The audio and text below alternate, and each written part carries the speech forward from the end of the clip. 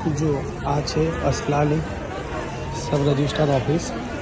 અહીંયા બધા આંગણવાડીની બહેનો રહેઠાણના પુરાવાનો દાખલો કઢાવવા આવ્યા છે। ઓલમોસ્ટ ઘણા બધા મેં જોયું છે સવારે 10 વાગ્યાથી બધી લોકો લાઈનમાં બેઠી છે। અત્યારે પણ અહીંયા બધા બેઠા છે।